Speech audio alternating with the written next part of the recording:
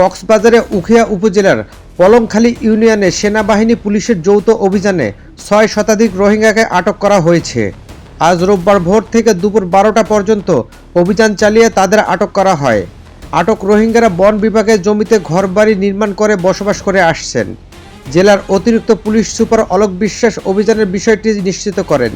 তিনি বলেন, আসন্ন ত্রয়োদশ জাতীয় সংসদ নির্বাচনকে ঘিরে রোহিঙ্গাদের বিভিন্ন অপরাধমূলক কাজে ব্যবহার করা হতে পারে। এই সংখ্যায় যৌথ অভিযান চালানো হচ্ছে। অভিযানে আটক রোহিঙ্গারা আশ্রয় শিবিরে নিবন্ধিত নাকি নতুন করে অনুপ্রবেশকারী তা নিশ্চিত হয়ে পরবর্তী আইনি ব্যবস্থা নেওয়া হবে।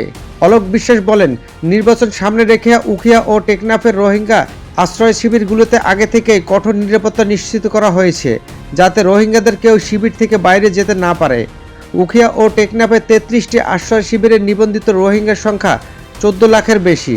এর মধ্যে 8 লাখ এসেছে 2017 সালের 25 আগস্টের পরের কয়েক মাসে।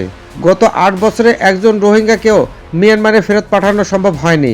উল্টো গত 1.5 বছরে রাখাইন রাজ্য থেকে উখিয়া ও টেকনাফে পালিয়ে এসেছে আরও অন্তত 2 লাখ রোহিঙ্গা। এর মধ্যে অন্তত 1.5 লাখ রোহিঙ্গা উখিয়া ও টেকনাফের বিভিন্ন আশ্রয় শিবিরে মাথা গোঁজার ঠাঁই পেয়েছেন। অবশিষ্ট রোহিঙ্গারা কক্সবাজার টেকনাফ শহরের পাশের বন বিভাগ ও ব্যক্তি মালিকানাধীন জমিতে অস্থায়ী ঘরবাড়ি তৈরি করে বসবাস করছেন। অনেকেই কক্সবাজার শহর, রামু, চাকুরিয়া, চট্টগ্রাম সহ দেশের বিভিন্ন স্থানে রয়েছেন। গত বৃহস্পতিবার চট্টগ্রামের চন্দনাইশের দোহাজারিতে বার্মা কলোনি সহ আশেপাশের এলাকা অভিযান চালিয়ে 5 শতাধিক রোহিঙ্গাকে আটক করেছে যৌথ বাহিনী। শরণার্থী ত্রাণ ও প্রত্যাবাসন কমিশনার মোহাম্মদ মিজানুর রহমান বলেন, যৌথ বাহিনীর অভিযানে আজ যেসব রোহিঙ্গাকে আটক করা হয়েছে তারা কেউ আশ্রয় শিবিরে নিবন্ধিত নন। 1 বছর ধরে এই রোহিঙ্গারা পলংখালী ইউনিয়নে বন বিভাগের জমিতে বসবাস করে আসছেন। তিনি বলেন, রাখাইন রাজ্য থেকে নতুন করে আসা 1.5 লাখ রোহিঙ্গাকে আমরা আশ্রয় শিবিরে থাকার ব্যবস্থা করলেও অনেক রোহিঙ্গাকে ঘর দেওয়া সম্ভব হয়নি। তারা ক্যাম্পের বাইরে অবস্থান করছেন।